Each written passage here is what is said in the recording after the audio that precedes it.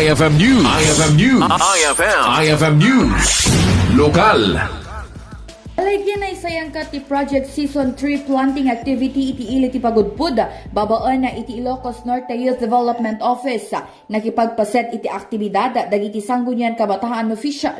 Dagiti opisyal ti barangay kun youth volunteer manipod iti agduduma nga ili kun syudad ditoy probinsya. Naitandodo ditoy ti importansya ti panagtitinulong ken panagkaykaysa tapno maprotektaran na naimbaga iti aglawlaw ken para iti sumarsarnupay nga inisyatibo.